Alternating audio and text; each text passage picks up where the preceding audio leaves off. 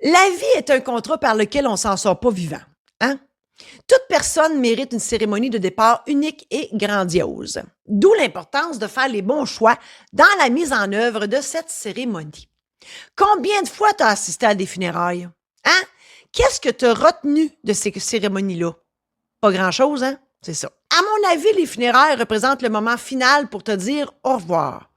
Tant qu'à organiser tout ça, ben autant s'arranger pour que les gens s'en souviennent, hein? T'offrir des funérailles dignes de ton envergure et qui reflètent ta personnalité. Voilà ce que tu mérites.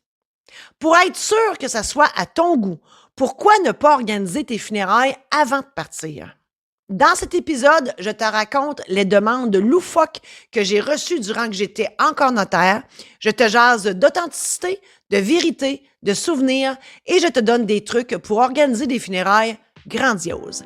Merci de passer quelques minutes de ton temps avec moi aujourd'hui. Je suis Marie-Josée Saint-Laurent, créatrice de bonheur et de positif. Ma passion, c'est la création. Que ce soit en écriture, en édition, en conférence, en showférence, en show d'humour, dans l'organisation d'événements ou ici dans mon podcast, mon objectif, t'aider à mettre du positif dans ta vie et ou à prendre les décisions pour l'améliorer. Ajouter du positif dans ton existence, c'est le moyen par excellence pour transformer ta vie totalement et c'est disponible ici uniquement. Bienvenue dans Illumine ta vie, le podcast qui changera ta vie assurément. Jadis, naguère autrefois, quand j'étais encore notaire, bien évidemment, je recevais les gens pour qu'ils fassent leur testament et on parlait de dernière volonté funéraire. Et mon Dieu Seigneur, que j'en ai entendu de toutes les couleurs. J'ai déjà entendu qu'une personne voulait avoir un party au Kentucky. Je me suis déjà fait demander si on pouvait se faire embaumer debout, puis que la famille garde la dépouille empaillée, là, comme un animal, là, mais debout dans le salon. Bien évidemment, ça se peut pas. J'ai déjà eu des demandes d'être enterrée avec 3 cartons de cigarettes parce que la personne, elle était fumeur à outrance, genre 3 paquets par jour. J'ai eu des demandes, beaucoup de demandes, que les cendres soient étalées aux 80 dans un lac, dans une rivière, dans l'océan. Bref, des demandes, j'en ai eu de toutes les sortes. Et l'ennui, ben, c'est que c'est pas tout le monde hein, qui respecte les volontés de la personne décédée. Parce que si tu respectes pas ce que la personne veut, il n'y a aucune conséquence légale à ça. Moi, je dis souvent à la blague, écoute, ça se peut qu'elle vienne te chatouiller les orteils dans ton sommeil, mais rien d'autre parce que c'est pas une obligation légale, c'est une obligation morale. Hein? Bon, c'est sûr que moi, comme notaire, bien évidemment, je veux que ces dernières volontés-là soient respectées. Mais tu sais, en tant que notaire, moi, la seule affaire, moi, c'est une fois que la personne est décédée, là, ben, c'est de lire le testament, puis d'informer les gens de ces volontés-là. Mais je peux pas rien faire par la suite, là, sauf de leur dire effectivement, et si tu respectes pas ça, ben, ça se peut que la personne vienne hanter ton sommeil. Bon, c'est sûr que la meilleure façon que tes volontés funéraires soient respectées, c'est de faire des préarrangements funéraires. Mais là, ils ont leurs limites aussi. Donc, tu peux prévoir le tout en détail, leur remettre ça pour être sûr d'avoir ce que tu veux. Hein? Il y a un proverbe qui dit « On n'est jamais mieux servi que par soi-même ». Ben, c'est ça. Qui est de mieux placé que toi pour organiser tes funérailles? Hein? OK, tu seras pas là pour gérer le déroulement, mais gars, tu as juste à choisir la bonne personne en qui tu as confiance comme liquidateur, puis que cette personne-là suive tout ce qui est écrit dans ton testament et dans tes préarrangements funéraires, puis tout va être OK. Il n'y a rien de mieux que d'organiser tes funérailles durant que tu peux le faire. Hein? Tu es encore en vie, c'est ça. Puis, tu sais, dans l'organisation de tes funérailles, il n'y a aucune limite. Tout est possible. Il suffit d'utiliser ton imagination puis d'imaginer ce qui te fait vibrer toi. Hein? Tu peux même écrire, c'est sûr que là, les hommages, parce que normalement, on a des hommages personnalisés. Mais tu peux écrire un mot aussi aux gens, un mot d'adieu que tu peux même écrire toi-même. Sinon, ben oui, effectivement, il y a du monde qui vont écrire un hommage pour toi. Tu peux leur demander de ton vivant aussi, pourquoi pas. C'est sûr que si tu es sur, si t'es décompté, que tu sais que tu vas décéder bientôt, ben pourquoi pas avoir de ton vivant, recevoir de ton vivant les hommages qui seront lus à ton décès. Bon, ça peut être aussi avec des prières. Tu peux choisir les chansons que tu veux durant tes funérailles. Tu peux aussi choisir les anecdotes que tu veux qui soient racontées pour que les gens puissent rire, même s'ils ont de la peine. Tu peux aussi décider d'avoir de la musique jouée par des vrais musiciens ou quelqu'un qui vient chanter une tune ou whatever. Donc, tu comprends que c'est ta cérémonie. Donc, si tu décides de l'organiser, ben, Caroline, organise-la à ton image avec ce que toi, tu veux. Et bon, c'est sûr que là, il y a plusieurs façons de régler une cérémonie. Soit une cérémonie religieuse à l'église, là, c'est curé, puis ils ont de la latitude, mais pas tant. Tu peux avoir une cérémonie humaniste ou spirituelle, donc avec un célébrant ou une célébrante. Je fais ça dans la vie. Tu peux aussi avoir juste une simple prière à la lecture, en fait, lue lors de la fermeture du cercueil, parce qu'il y en a qui veulent pas nécessairement avoir de cérémonie complète. Il y en a qui n'en veulent pas pantoute. Ça se peut aussi. Donc là, tu as juste à écrire ça dans ton testament, puis ça va. Il y en a aussi qui désirent, en plus de la cérémonie, soit à l'église ou au salon funéraire, une cérémonie de mise en terre au cimetière ou lorsque les cendres sont déposées au columbarium ou ailleurs. Puis, tu sais, si tu veux être incinéré, ben avec une urne, là, on peut faire la cérémonie partout, n'importe où.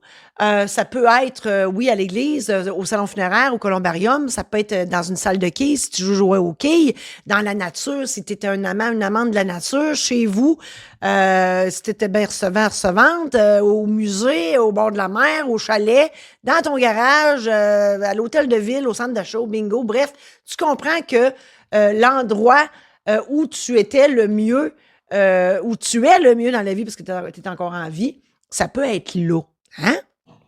L'idée, dans le fond, c'est pas de célébrer ta mort, mais de célébrer ta vie, de souligner tes bons coups, tes anecdotes, de se remémorer tes réalisations.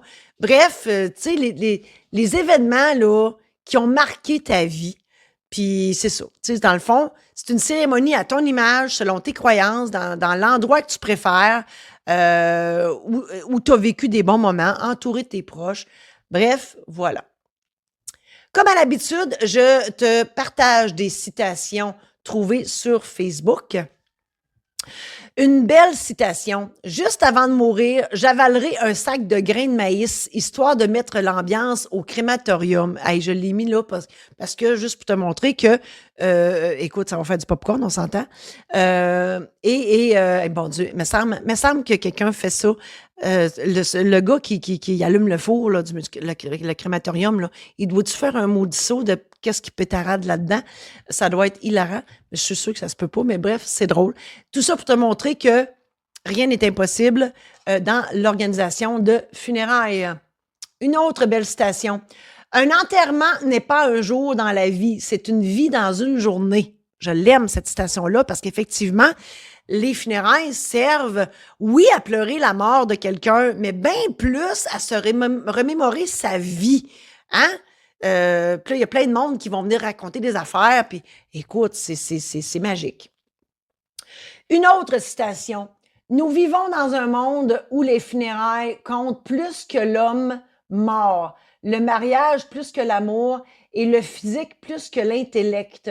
Nous vivons dans la culture de l'emballage qui méprise le contenu. Ben, je l'ai mis là, cette citation-là. Pourquoi? Parce que souvent, on est les gens qui restent, souvent, ils vont faire comme les autres. Ils vont faire comme d'habitude. Puis, ils vont faire comme eux veulent. Mais peut-être pas comme toi, tu le voudrais. Tu sais, si toi, tu es une personne grandiose, volubile, etc., bien colorée, puis tout ça, ben si ton liquidateur ou tes proches disent « Ah, non, non, faire rien, puis ah non, on veut pas broyer, puis on veut pas faire ci, puis on veut pas faire ça, puis là, je veux pas avoir le cercueil ouvert, puis gna, gna, gna. » Gars, T'es bien mieux de faire ça toi-même. Une autre citation. Ce n'est pas une mauvaise chose de célébrer une vie simple. Ben voilà, ça se peut que tu te dises, hey, moi, je n'ai rien vécu, ma vie est bien ordinaire. Pourquoi j'organiserais des funérailles grandioses?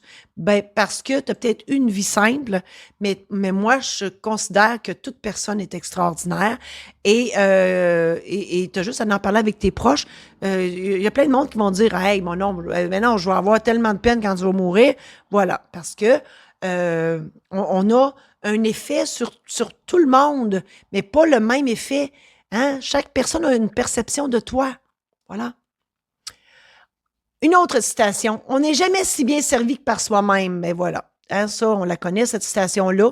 Ben moi, je t'encourage fortement à organiser tes propres funérailles et j'ai des outils pour ça. Une autre citation. Je te garde en tête comme si un jour on allait se retrouver. Mais j'ai mis cette citation-là pour te dire finalement que les funérailles, ça n'a pas besoin d'être triste tant que ça.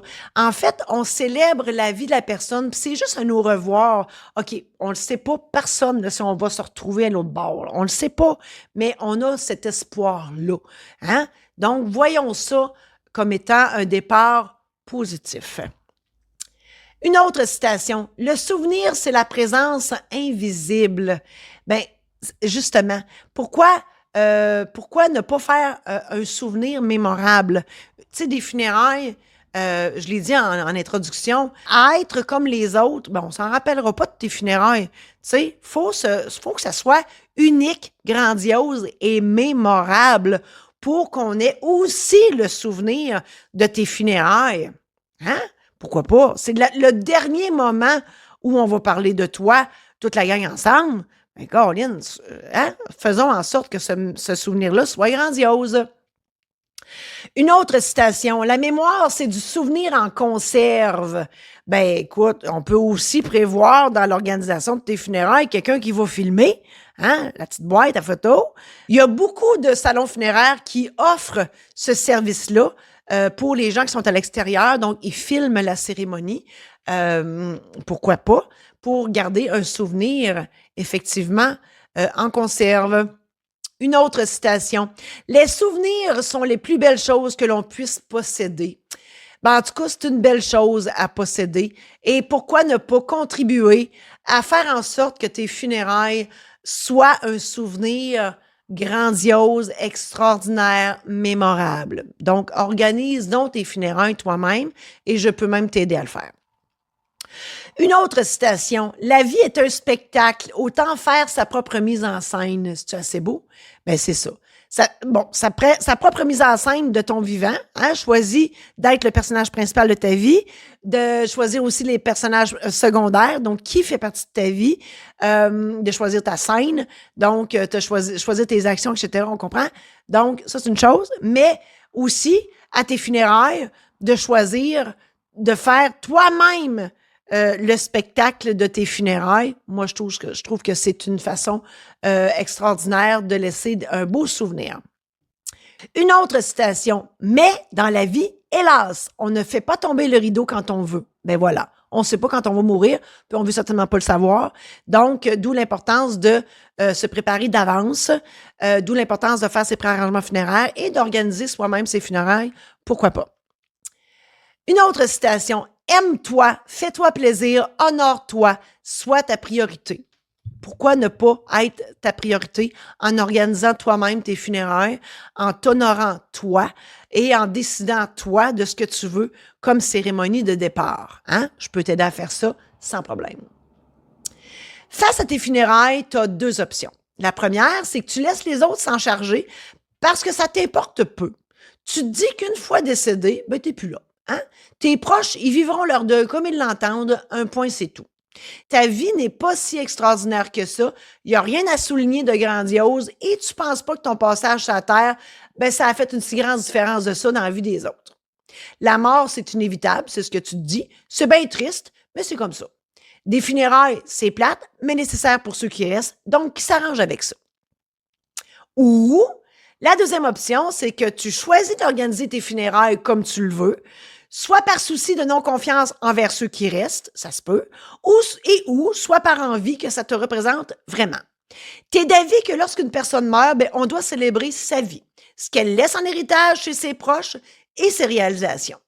Pour toi, des funérailles, ça doit être à l'image de la personne qui part.